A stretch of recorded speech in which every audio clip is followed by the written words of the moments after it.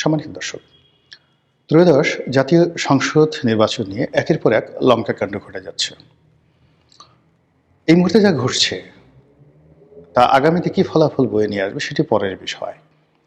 প্রথম দিক হলো যে যা কিছু ঘটছে এই বাংলায়, আমার জীবদ্দশায় আমি এটা কখনো দেখিনি। আমার আব্বা দেখেছেন কিনা আমি বলতে পারবো না, আমার দাদাও দেখেছেন কিনা ব্রিটিশ জমানাতে, তাও বলতে পারবো না। সেটি হলো যে আমাদের দেশে কতগুলো নির্বাচন হয়েছে, যুগান্তকারী নির্বাচন। যেমন 1954 সনের নির্বাচনটি ইতিহাসের পুরো কোর্স অফ অ্যাকশন চেঞ্জ করে দিয়েছিল। আরেকটি নির্বাচন হয়েছিল 1970 সনে। আমাদের এই ভূখণ্ডের নির্বাচনের যে প্রায় 100 বছরের ইতিহাস, সিটি কর্পোরেশন দিয়ে যে নির্বাচন হয়েছে 100 বছরের আগে, ঢাকা সিটি কর্পোরেশন ব্রিটিশ জামানাতে। তো সেই যে নির্বাচনের সুদীর্ঘ ইতিহাস, সেই ইতিহাসের মধ্যে 1954 এবং 1970 এই দুটো নির্বাচনের ফলে পুরো রাজনীতি উলটপালট হয়ে গিয়েছিল। এই দুটো নির্বাচনের ফলে পুরো রাজনীতির যে বিধি ব্যবস্থা সেটিও উলটপালট হয়ে গিয়েছিল। রাজনীতিবিদদের মেরুদণ্ড ভেঙে গিয়েছিল। রাজনীতির লোভ লালসা কামনা বাসনার কাছে জনগণের দাবি, জনগণের আশাকাঙ্ক্ষা, স্বপ্ন, ভালোবাসা সবকিছু তছনছ হয়ে গিয়েছিল। 1954 নির্বাচনের ব্যর্থতার রেশ ধরে আমাদের দেশে সেই পাকিস্তান জমানাতে সেই সামরিক শাসন অনিবার্য হয়ে পড়ে এবং প্রায় 10টি বছর আইয়ুব খানের পরে ইয়াহিয়া খান, এবং সেই ইয়াহিয়া খানের জমানাতে যে মহান মুক্তিযুদ্ধ, সেই মুক্তিযুদ্ধের পর আমরা যে রাষ্ট্র কাঠামো পেলাম, যে সরকার পেলাম, এবং যাদেরকে রাষ্ট্র পরিচালনার জন্য রাজনৈতিক ব্যক্তিত্ব হিসেবে পেলাম, তারা ছিলেন অনভিজ্ঞ, অপ্রস্তুত, এবং রাষ্ট্রীয় যে সমস্যা সেই সমাধানের ব্যাপারে তাদের যে অদক্ষতা, এটি আমাদের দুর্ভোগ এবং দুর্দশা এমনভাবে বাড়িয়ে তুলেছিল, যার ফলে 1974 সনের দুর্ভিক্ষ এবং 1975 সনের 15ই আগস্টের রাজনৈতিক হত্যাকাণ্ড অনিবার্য হয়ে পড়েছিল।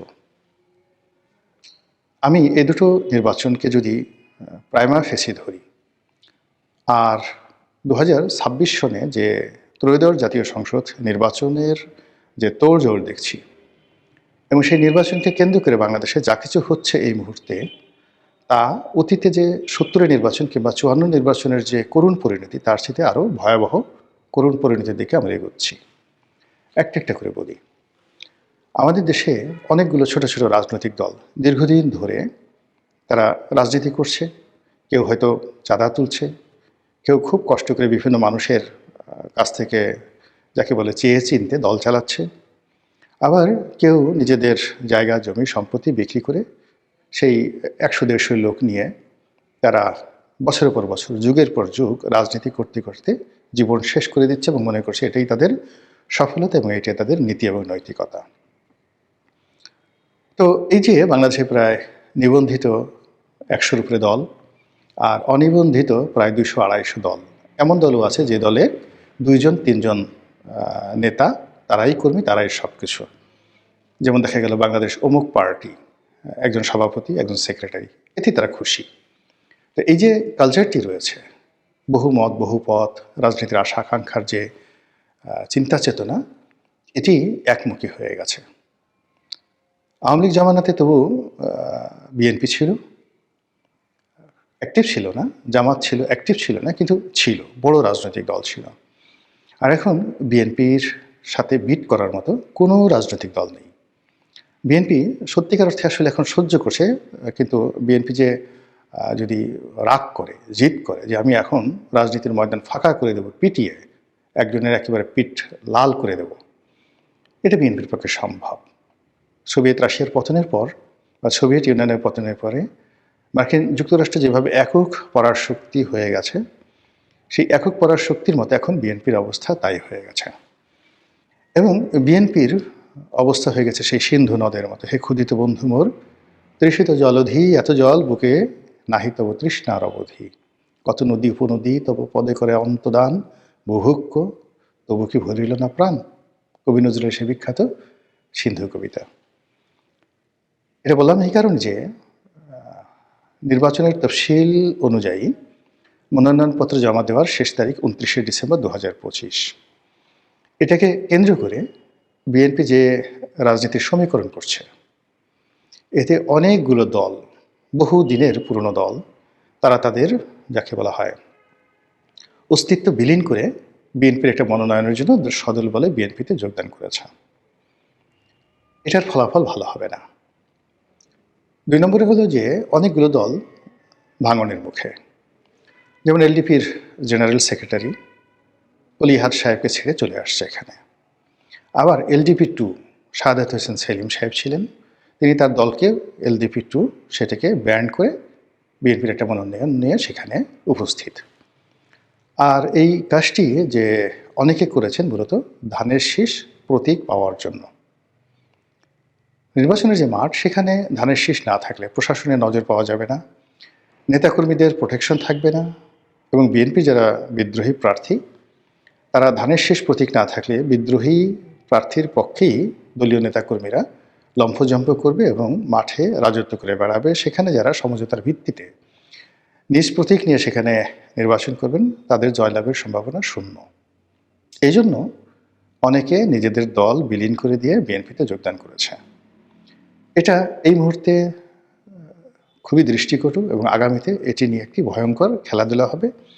এবং এই রাজনৈতিক নেতৃবৃন্দ তারা যদি জয়লাভ করতে না পারে অথবা বিএনপিতে টিকতে না পারে, এই পুরো কমিউনিটি যারা এই সময়টাতে যোগদান করলেন, ইংরেজিতে যেটিকে বলা হয় অ্যাবান্ডেন্ট, তারা পুরো রাজনীতিতে আগামী দিনে অ্যাবান্ডেন্ট হয়ে যাবে।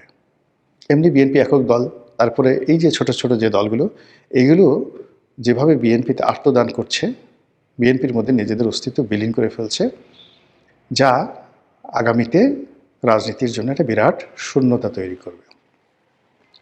দ্বিতীয়ত হলো যে শেখ হাসিনার মধ্যে যে জিনিসটা এসেছিল, আওয়ামী লীগ ছাড়া অন্য কোনো দল থাকবে না।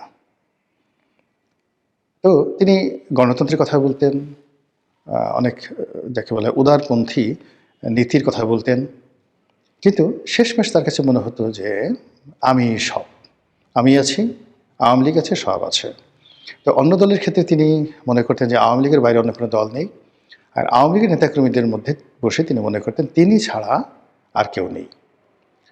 এই যে শেখ হাসিনার যে মন এবং মানসিকতা গত 15 বছর ধরে আমরা দেখেছি।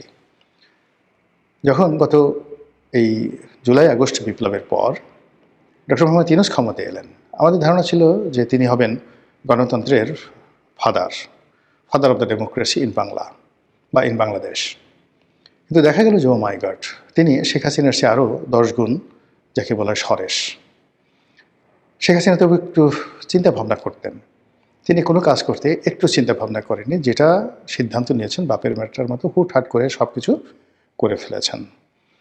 তো এই অবস্থাতে একেবারে নিত্য নতুন আমাদের যে দেশে প্রায় সব ক্ষেত্রে স্বৈরতন্ত্র প্রবল আকার ধারণ করেছে, এবং সেই যে স্বৈরতন্ত্র, সেই স্বৈরতন্ত্রের যে কবল, সেই কবল থেকে বিএনপি কিন্তু রক্ষা পায়নি। বিএনপির নেতাকর্মী যারা আছেন, তারা সেই গত 15-16 বছর ধরে রাস্তাঘাটে কত দুর্ভোগ দুর্দশার মধ্যে পড়েছেন, কিন্তু ইদানিং তাদের আচার আচরণ, চাল চলন, কথাবার্তা আওয়ামী লীগের যারা লোকজন রয়েছেন তাদের আব্বা হুজুরের চাইতেও স্ট্রং, মানে শক্তিশালী হয়ে পড়েছে।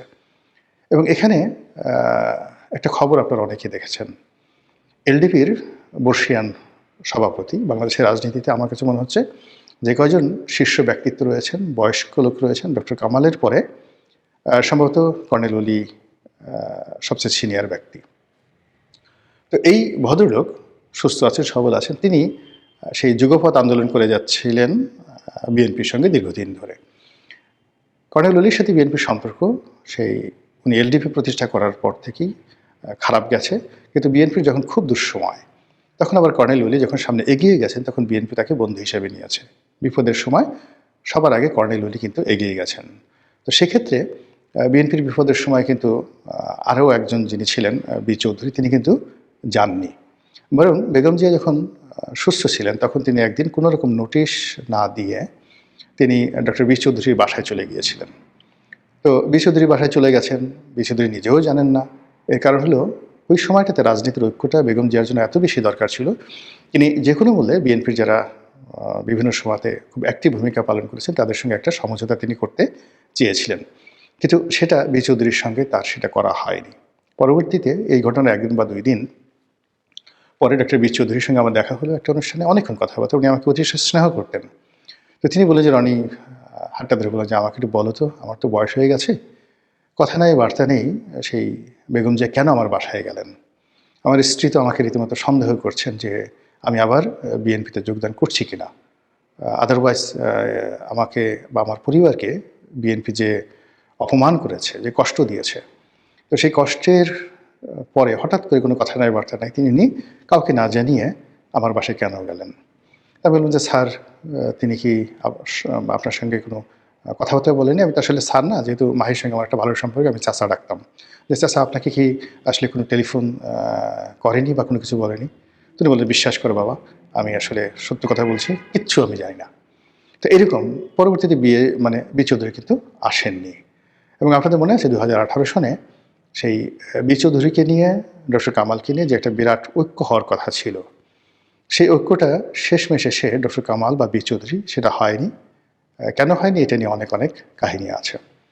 তো ওই সময়টিতে যখন সব মানুষের কাছে বেগম জিয়া গিয়েছেন, অনেকে ডেকেছেন, অনেকে সাড়া দিয়েছেন, অনেকে দেননি।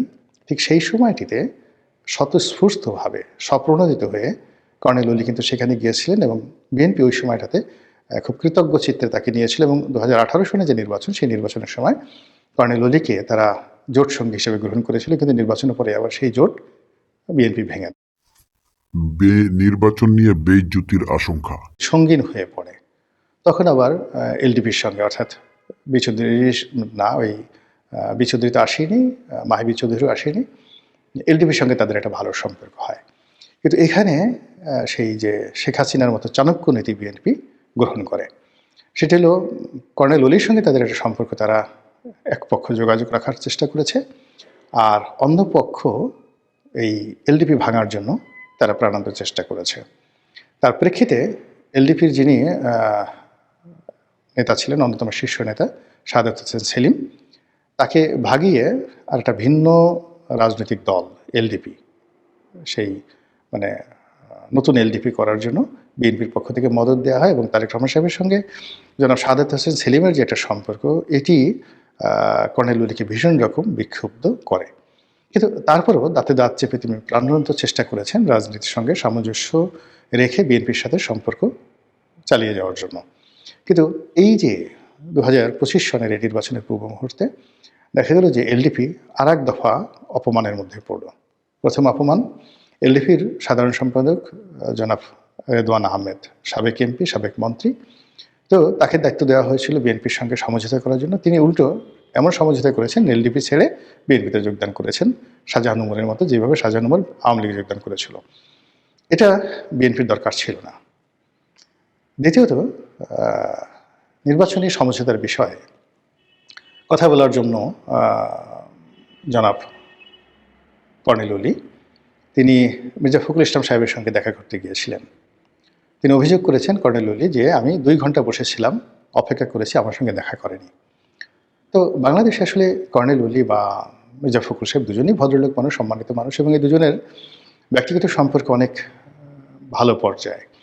সেখানে যে কোনো অবস্থায়, ধরুন কর্নেল ওলি একেবারে কিছু নাই, এবার ধরুন মির্জা ফখরুল সাহেব কিছু নাই, কিন্তু তাদের মধ্যে একটা সৌহার্দ্যপূর্ণ যে সম্পর্ক, সেখানে কর্নেল ওলির অবস্থান অনেক ঊর্ধ্বস্তরে। তিনি একজন বীর মুক্তিযোদ্ধা, তিনি একজন বীরুত্তম, স্বাধীনতা ইতিহাসে কিংবদন্তি, তিনি সাবেক মন্ত্রী, জিয়াউর রহমান সাহেবের প্রথম এডিসি, আর কত কি, অসংখ্য পরিচয়। বেগম জিয়ার সঙ্গে, আর যদি বেগম জিয়া সুস্থ থাকেন তাহলে দেখতেন, তার সঙ্গে অত্যন্ত সম্পর্ক ছিল কর্নেল ওলির সাথে, বেগম জিয়ার একটা ভালো সম্পর্ক ছিল। তো সেই কর্নেল ওলি জনাব মির্জা ফখরুল ইসলাম আলমগীরের দরবারে গিয়ে ২ ঘন্টা বসে আছেন, অপমানিত হয়ে ফিরে এসেছেন, দেখা করতে পারেননি, এটা কল্পনাই করা যায় না। এখানে নিঃসন্দেহে জনাব তারেক রহমান সাহেবের যদি হুকুম না থাকতো, মির্জা ফখরুল সাহেব এই কাজ কোনোদিন করতেন না, মরে গেলেও তিনি এই কাজ করতেন না। তো বুঝেন যে রাজনীতির কালচারটা কোন পর্যায়ে চলে গেছে, এবং এটা মানে কতটা নেগেটিভ হতে পারে আগামী রাজনীতিতে, তার একটা ছোট্ট উদাহরণ দিয়ে আজকের এই ভিডিওটা শেষ করবো। আপনারা জানেন যে ২০০৬ সনের যে নির্বাচনটি, সেই নির্বাচনটি কিন্তু বিএনপি করে ফেলতে পারত। আওয়ামী লীগ যেটা করেছে 18-তে, 14-তে বা 24-এ ঠিক এইভাবে কিন্তু বিএনপিও 2006 সালের নির্বাচনটি করতে পারত যদি জাতীয় পার্টি থাকতো। তো সেই জাতীয় পার্টির সঙ্গে নেগোসিয়েশনের জন্য জনাব তারেক রহমান সাহেব কিন্তু দেন দরবার করছিলেন এবং শেষমেশ এরশাদ সাহেবের বাসায় তিনি গিয়েছিলেন। তো সেখানে ব্যক্তিগতভাবে এরশাদ সাহেবের সঙ্গে তার কী কথাবার্তা হয়েছে আমি এখন ভিডিওতে সেই কথাগুলো বলবো না এবং কী আচরণ করেছে সে কথা বলবো না। তবে এরশাদ সাহেব বিষয়টা এতটা অপমান বোধ করেছিলেন, এতটা কষ্ট পেয়েছিলেন যে তিনি আমার হাত ধরে সেই স্মৃতি মনে করে তিনি কেঁদেছিলেন।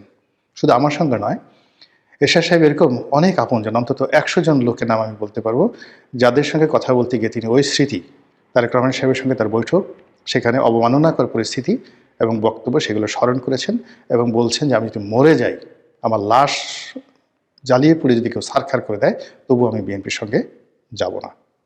তখন তিনি পালিয়ে গেছিলেন এবং আওয়ামী লীগের সঙ্গে যোগ দিয়েছিলেন। রাজনীতির সমস্ত কোর্স অফ অ্যাকশন পরিবর্তন হয়ে গিয়েছিল। কাজেই রাজনীতির একটা ভদ্রতা একটা বিরাট ব্যাপার। এই সময়টিতে বিএনপি মিত্র সংগ্রহ করতে গিয়ে, আবার কাউকে সম্মানিত করতে গিয়ে যাকে যাকে অসম্মানিত করেছেন, কারো ইন্টেলেকচুয়াল লেভেলে, কারো হৃদয়ে, কারো মস্তিষ্কে, কারো অর্থ, কারো বিত্তে, এই শক্তিগুলো যদি এক হয়ে যায়, তাহলে একবার সিলেটের যে ছক্কা ছয়ফুরের ঘটনা ঘটেছিল, আমাদের রাজনীতিতে আবার একটি ছক্কা ছয়ফুর ঘটার আলামত স্পষ্ট হয়ে উঠবে। মহান আল্লাহ আমাদের সবাইকে হেদায়েত দান করুন এবং হেফাজত করুন। আসসালামু আলাইকুম ওয়া রাহমাতুল্লাহি ওয়া বারাকাতুহু।